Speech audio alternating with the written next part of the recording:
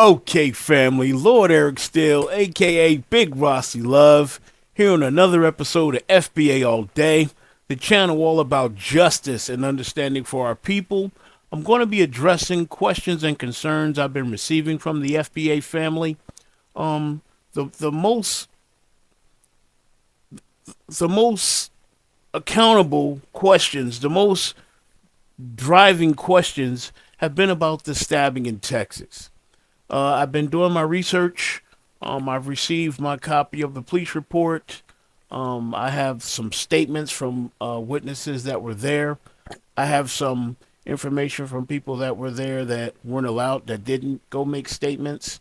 And I just want to try to shed some light on this. And I just want to show you the difference in the way these things are being handled and portrayed. We know that the young boy, Austin Metcalf, lost his life.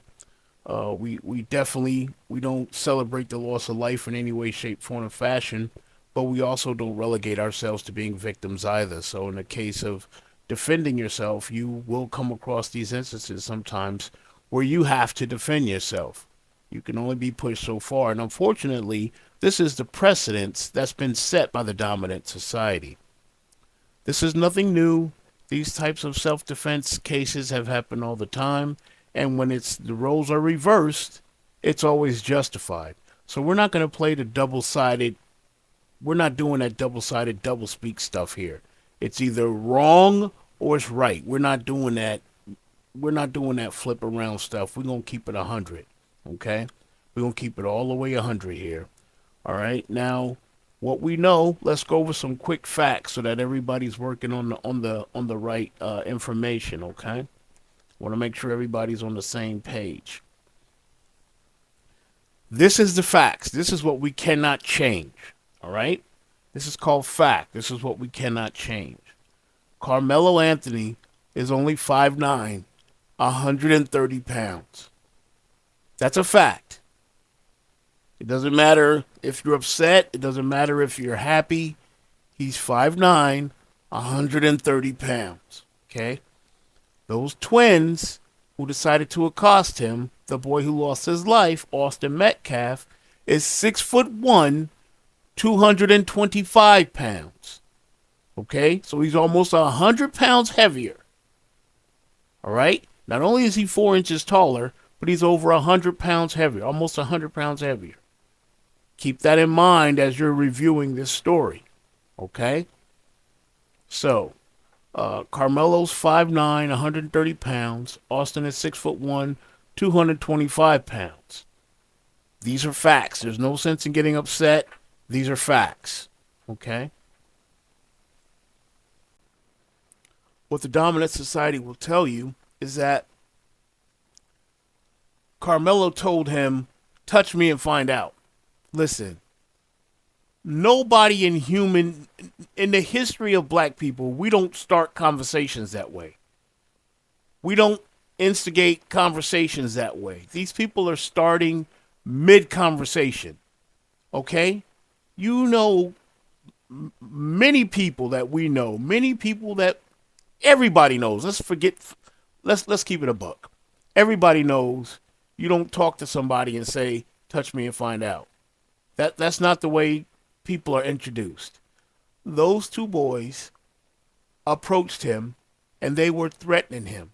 Get your butt out of here. You ain't supposed to be here. We're going to throw you out. Move or we're going to move you. Very different variations to this was said to him. I've heard some people say that. I've heard some people say they didn't hear it say it. But what they keep constant is Carmelo saying, touch me and see what happens. Okay? That's not the way conversations start.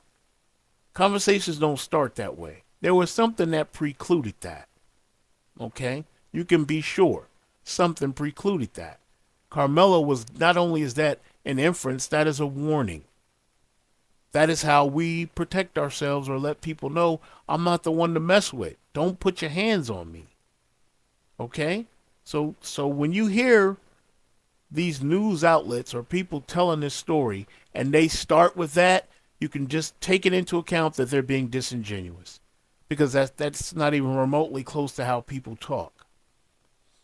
Then I've heard some accounts where they say he said, after he said touch me and find out, then he said punch me and find out. Why would he say that? The only reason or the only way that would make sense is if that boy said, I'm going to punch you. Leave or I'm going to punch you. And he said, punch me and you'll find out. I'm going to move you. Touch me and you'll find out. Okay? These are responses. This is not how conversations start. Nobody talks like that. Nobody. Be real with yourself. Does that sound like the way somebody would start a conversation? Now, keep in mind, this boy's 130 pounds. All right? Now, I'm going to give you what I know from somebody that's been there so we can put this into the record as fact. They told me it was confirmed that those twins were not in that tent when Anthony got there. I'm going to say that again. Those two boys, Austin Metcalf and his brother Hunter, they were not in that tent when Anthony got there. So I've heard this portrayed as, oh, the brother got up and then Carmelo Anthony took his seat. That's not what happened. That's not what happened at all. Those boys were not under that tent when Carmelo got there. Neither of them. They came from out the bleachers. They decided, when they saw this boy coming out the rain, they decided they were going to go and move him. They decided they were the police. They decided they were the ones to I guess, little baby Karens in the making. They have control and autonomy over what this boy did with his body. Even though it was pouring down rain and this boy was seeking shelter, they decided they were going to make him leave. It wasn't their tent. They weren't the owners of that tent. They didn't buy that tent. They didn't set that tent up. All they know is that he was there and they wanted him gone. That was their decision to make. If you hear it from them. Okay? That's what happened. So it was confirmed that the brothers weren't in the tent with Mr. Anthony. A witness watched as the brothers walked from their location where they were and went to the tent. They walked towards Carmelo. That's when the words were exchanged. And both the brothers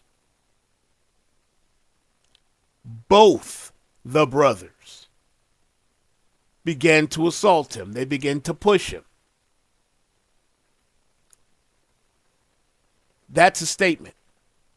That's a statement from someone that was there.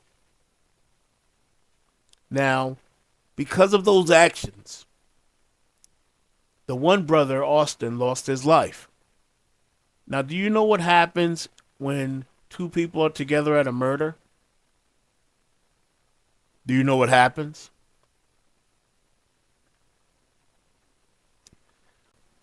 In the event that the person is black and his associate or accomplice is murdered, the other kid is charged with murder. He's charged as an accomplice. That's right. When the roles are reversed, they started it. They instigated this incident. They weren't asked by a teacher to go over there and ask that boy to leave. They weren't asked by a coach because they're not on the track team. They weren't asked by a coach to go over there and ask that boy leave. And there were coaches present. There were coaches watching. They weren't asked to do that. And as another interesting tidbit, they weren't asked to stop either. No coach intervened. I find that interesting. I find that extremely interesting. We're going to stick a pin in that. The brothers walked over and began to assault him while he was in a tent. He explained he was trying to get out the rain, but they wanted him out. That's the statement I was given. So you have this much smaller boy by himself, just trying to get out the rain. And you have the 6 foot, 200 something pound boys bullying him. That's all it is. They were just bullying him. Since he didn't do nothing the first time they pushed him, he warned them. Don't touch me. Don't put your hands on me. Don't punch me. Punch me and find out. The brother even said they had no idea he was really, he really had something in his bag. They thought he was bluffing. But why would you think he was bluffing unless you had already tested him? They had already assaulted the boy. They're skipping that point. Now, I've been given some information that I haven't been able to verify, but I'm going to lay it out here and I'm going to tell you that it's not verified yet. But it's also said by somebody who I can't verify it all the way yet, that boy Austin called him nigga.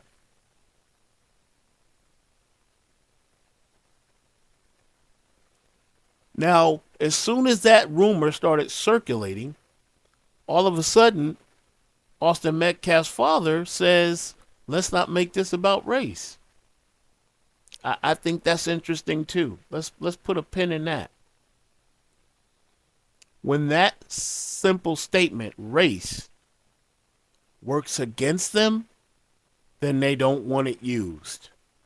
They don't want it to make it about race. They don't want to make it about race when it can be used to harm them. But here's the kicker. This incident was filmed from multiple angles.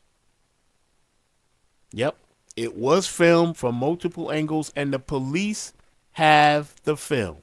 They took people's phones from them. Most of the people who witnessed it firsthand accounts, the cops took their phones. And you have to ask yourself, why would they do that? Those videos are going to show what happened unless they're trying to doctor them videos. They're going to show what happened. It's going to show those two boys bullying him. It may even pick up what was being said. It seems that people are trying to go back to the 60s and 70s with their mindset. But the things you used to get away with, you can no longer get away with those things. This is the age of information. You cannot hide. You can't hide. You cannot hide. Those things are going to be brought to light. If they do any justice, if any justice isn't going to be found here, it's going to be found with those original recordings, those original statements. Like I said, I have the police report, and I'll read from some of this. There's a few things in here I'd like to go over, anyways, from the police side of the farm, because there's a few things. Like I said, the person that I spoke to that witnessed it told me that those boys messed up his phone too. They messed up Carmelo's phone, and that's not being mentioned at all either. Nobody's mentioning that. They're trying to leave little bits out what those boys were doing to him. They destroyed his phone. They leaving that part out. Like, what was the point of y'all breaking the boy's phone? They leaving that part out. I'm still trying to figure out why they were there. They weren't on the track team. Austin Metcalf wasn't on the track team, but he gonna tell somebody to get out of the tent.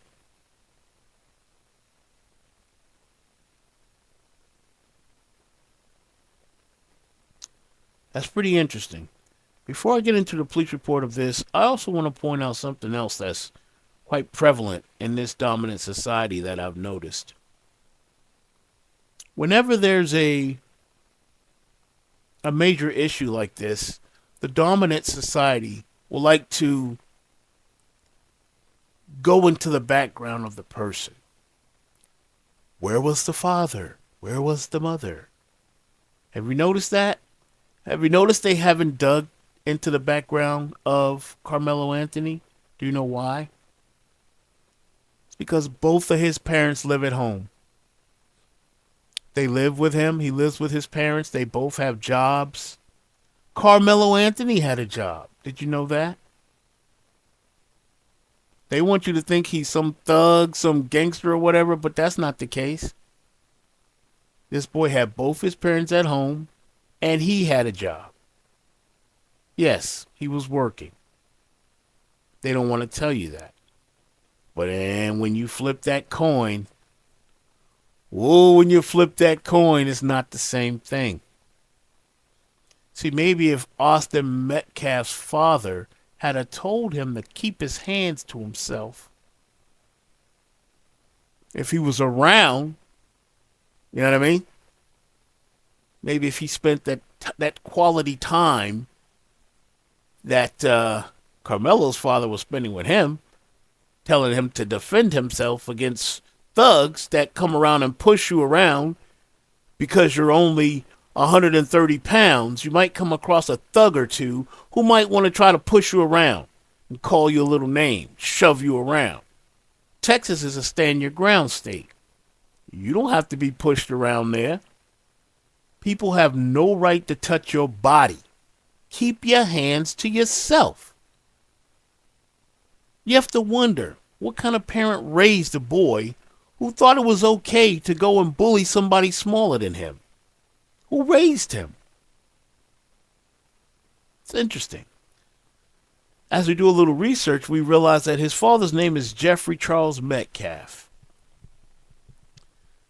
Mr. Charles Metcalf, in 2011, he was arrested in Collin County, Texas, for sexual assault, a felony arrest. We don't see that for Anthony's side of the house. His parents ain't got no criminal records. Looks like a little domestic violence going on the other side. So we have the kid with the domestic violence going on in his home coming to a track meet, assaulting a kid who ain't bothering him. Anybody else see anything? See any correlations there? Because this is the way they would judge our children. This is the way they judge our people. So when we use those same lines against them, pull that same line. Oh, what was his parents like? Oh, well, it seems like his father was a felon, or he was charged with a felony. He was arrested, he was arrested on June 14th, 2011 in Collin County, Texas. Jeffrey Charles Metcalf sure was. He don't want you to think it's about race, though. Don't you guys start going and don't start treating us like you treat those blacks. All this speculation and talk going forth. Let's bring some light down to this, and I find it very interesting the way that the media is portraying this. They calling Carmelo Anthony a killer. They just make up lie upon lie upon lie. It is so ridiculous. The lies that are coming out. Oh, he took the money that he was given, or the crowdfunding that happened for him. He took the money and bought a big house. Just lie on top of lie. Any adult knows that you cannot get a house in days like that. That's not the way it works. As I said, Carmelo Anthony parents work. Yes, they have a nice house because they have jobs. They work. You understand how that works? When you have a nice job, you can get a nice house. That's how that worked. That stabbing happened on the 2nd. Well, matter of fact, I'm gonna put some people on blast. The New York Post has a horrible reporter. His name is Richard Polina. A suspected white supremacist, Richard Polina. I suspect him to be a white supremacist by his actions. He posted in the New York Post on April 16th that Carmelo's family bought that house and a fancy car with the money from the crowdfunding. That's what Richard Polina of the New York Post put in the paper. And it's a lie. It's a blatant lie. Because I know for a fact as of April 24th, no, that was the 20th. As of the 20th, there was no monies dispersed. There was monies that wasn't even there was no monies dispersed yet. So how could they have bought that house? And anybody, any adult that's bought a house before, you know, you do not go through escrow. It just doesn't happen that way. They found a house and bought a house in a week. Is that reality? Anybody that's bought a house, is that reality? I know, because this very house I'm sitting in, we paid for, and escrow. After all, it took us almost 2 months to get in here. That's how you could tell people don't know what they're talking about, bro. They hadn't even gotten the money from that crowdfunding yet, and they were in that house already. That was his address. That's how he was able to attend that school. You have to have a home in the school district. Anybody with children that can relate to what I'm saying? That is the address he had at the beginning of school. So where the media comes up with all these lies and trying to confuse their people, that's just white supremacy. And I suspect Richard Polina being a major contributor, because he put that in the New York Post. And it's just a blatant lie. He did literally no research to put that in the paper after no research. Oh, they bought a car and they bought a house. That's not what happened. That's a lie. And then you have to ask yourself, why are they lying? Why are they lying? If this is such a clear-cut case, why do they have to lie? Why are they lying? It goes on and it goes on. That's just one of the lies I heard. Richard Polina, he edited that. If you look up the New York Post, April 16th, 2025, you're going to see that article of him saying that Carmelo then bought that house with the money. That's publicated. It's a publicated lie. They should go after him for defamation.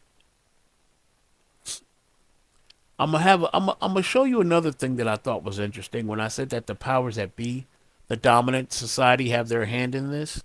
I'm gonna show you this.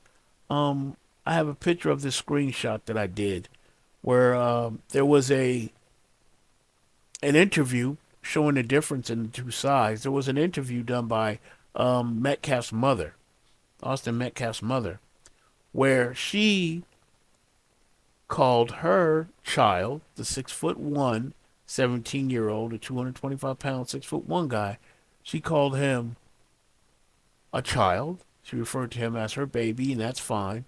But then when she was asked specifically about Carmelo, she said she wants nothing. She doesn't want to know anything about that man.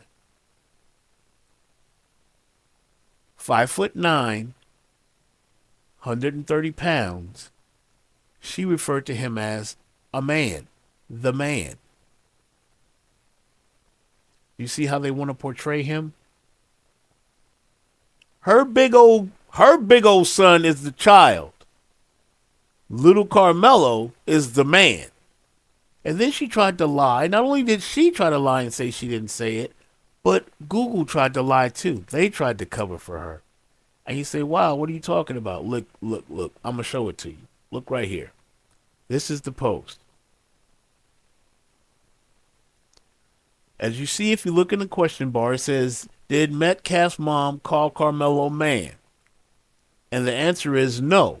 Metcalf's mother does not appear to call Carmelo Anthony man in the information available, focusing on the incident involving Carmelo Anthony, the 17-year-old, the stabbing of the 17-year-old Austin Metcalf, which is a lie. And you know why I have this a lie? I'm going to show you the video. I'm going to show you the video of her saying, I want nothing to do with the man, when referring to Carmelo Anthony. Listen to this. My focus of my story is, of course, on Austin. That is what's most important. But what would you say about the suspect and what's next? I don't know anything about him. We have nothing to say. I've never met this kid until right then. It really was under 30 seconds, this altercation. I've never met this kid in my entire life. And it's just... And to be honest with you, we don't want to give him any recognition or any care, because that's not we have no desire to have anything to do with that man. So. If Austin can hear you, what would you say to him? I'd say, And here again, why lie? Why are they lying? You see how they want to portray this boy as the villain. Oh, he's a buff, strong man, and my poor little baby, he was just asking for a seat, ma'am. Miss us with the garbage. That's not what happened. Your son was bullying that boy. Your son went down there to bully that boy. He was bullying him. Why have you not taught your kids to keep their hands to themselves? Why is that not a part of your curriculum when it comes to teaching your kids? Why does your children think it's okay for them to police black people? What made your son think that it was okay to get up out of his seat and walk over there and push somebody out of a tent? What made him think that was okay? What part of your raising made him think that was the thing to do is what I'd like to know. I'm going to read to you from the police report. It's just a few inserts that I have here that I'm going to go over. I've already highlighted. I got several pages of it, but I highlighted what I wanted to bring to your attention that I thought was interesting. First is from Officer Cortez Eduardo. He said that when he came across Carmelo and he asked him to put his hands up, he said the suspect said verbally aloud, "I was protecting myself." That's what Carmelo said. I was protecting myself. Okay. He went on to say, I instructed the male to continue walking along the fence. He complied. While walking him off the track, the suspect said, he put his hands on me.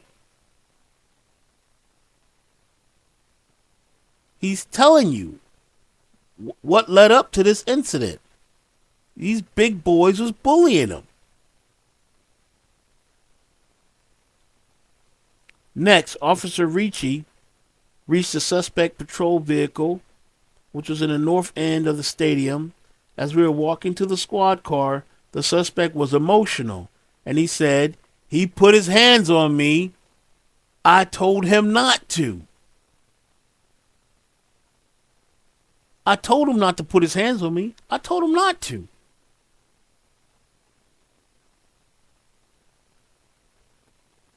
Another thing that I thought that was interesting, for those people who want to keep saying that this was premeditated, is noted that the suspect asked, is he going to be okay? He asked if that boy was going to be okay. He didn't even know he killed him. Then over here, Officer Otis Will confirmed. He said the weather began to turn and it began to heavily downpour rain. Heavily downpour rain. The staff moved the tent. So the officers are confirming it was bad weather. The boy was trying to get out of the weather. It's confirmed. Here's something that I'd like for us to keep, that I'm definitely going to keep my eye on as well. Sergeant Otis' city-issued phone had a total of 33 photos that were used to document the incident scene. During the download, the initial photo formatting was incompatible. The initial photos formatting was incompatible with the crime scene folder. He re-downloaded the photos that he took, and they were able to be saved properly for preservation of evidence. I think that's very interesting. For those of you who don't know me, I'm a networking administrator by trade. Why was the official equipment not formatted properly? There's something strange about that. I don't like that. The initial download, the formatting was incompatible with the crime scene folder. There's something strange about that. I don't know, it just don't feel right. So that was interesting. There's a few reports here. Officer Henry Jerry, Officer Alvin Fisher, Officer Mike Crawford. All these guys, they just regurgitated the same stuff. They heard what they heard. They saw what they saw. So that's pretty much, there's nothing interesting in there. Again, Officer Jacob Showles, he said it was windy and raining hard. Again, telling you why that child was trying to get out of the weather. He was trying to get under the tent. Now, here's what I find interesting. At the end of the report, page 7, end of page 6 into page 7, they have a list of all the witnesses they spoke to. They're all redacted and so forth. But then at the top of list of page 7, they listed a couple of people here. And I thought this was interesting. One was an Independence High School coach who said she witnessed the whole incident. Her name is Lakeisha Collins. Here's Miss Lakeisha. Interesting. There was another Independence High School coach who witnessed the incident. Her name was Mindy Yeatman.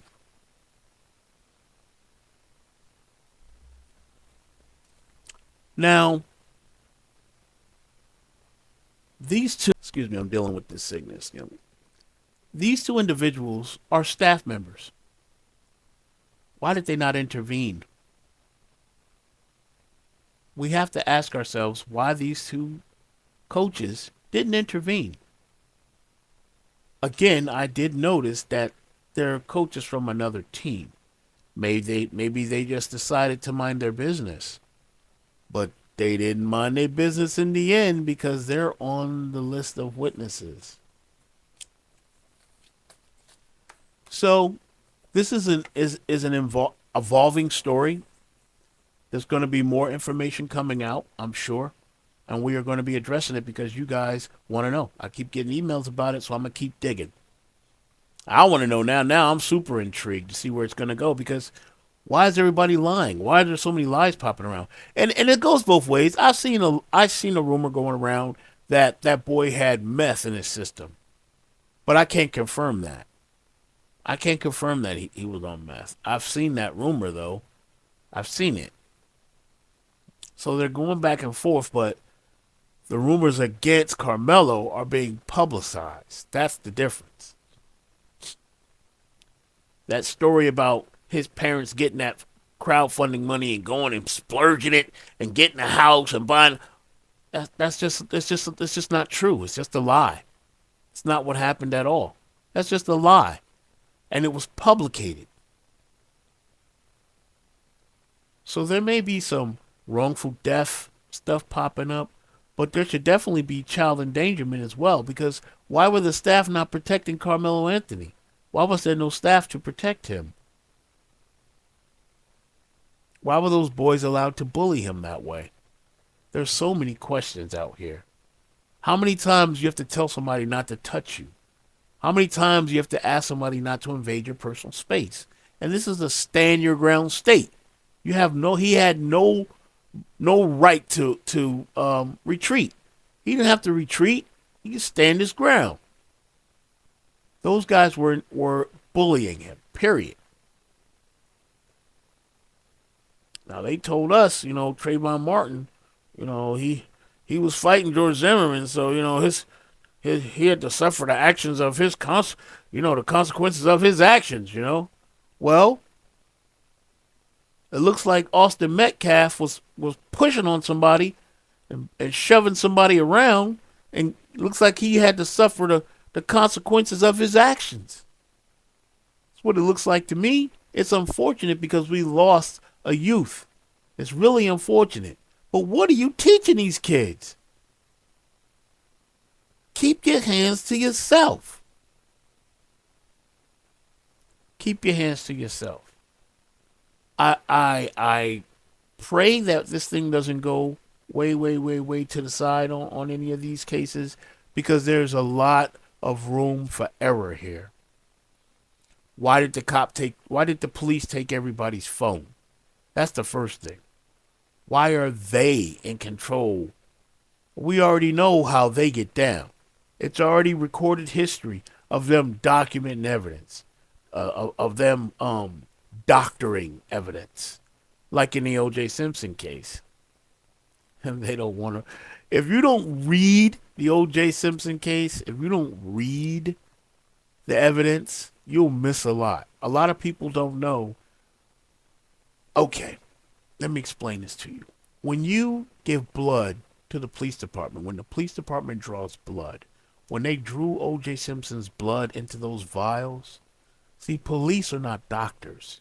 They don't know. Okay? When they took O.J.'s blood, and then those cops went and dropped the blood at the scene, when the cops placed those little O.J.'s blood around that scene to set him up for that murder, what they forgot was, in those vials, in those medical vials, there's an enzyme. There's an added enzyme for preservation. There's an added enzyme for preservation to keep the blood longer, to help it, prevent the coagulation and make it stay a little longer, make it viable longer. Why was that enzyme found at the scenes? They tell you they found his blood, but what they don't tell you is that they found those enzymes in that blood, which means they got the blood from those tubes of blood that they took. They don't want you to know that part, though. They don't want you to know how devious the police departments can be. You have to read these things. Watch the narratives. Watch the narratives. So it makes me curious when I see that they took everybody's phone. Oh, you're a witness? Yeah, I need your phone. Oh, you're a witness? It's a little suspicious to me. They want to be in control of all the video. It's a little suspicious to me. A little suspicious. I'm just saying. I would feel better if they didn't have everybody's phones. But again, this is your boy, Lord Eric Steele. We're going to keep bringing you this truth. We're going to keep bringing it to you. We're going to keep bringing you the information as we get it on this thing. As I can verify, I will bring it to you. And be looking forward to our next Skin Folk Spotlight. We have some doozies coming up as well. But this is your boy, Lord Eric Steele. We ask you to like, comment, share, and subscribe. FBA All Day, baby, is coming. We're doing big things. I'm really proud to be here and to keep presenting you guys with this evidence and truth and information, because we're always after justice and knowledge for our people. Again, Lord Eric Steele, out.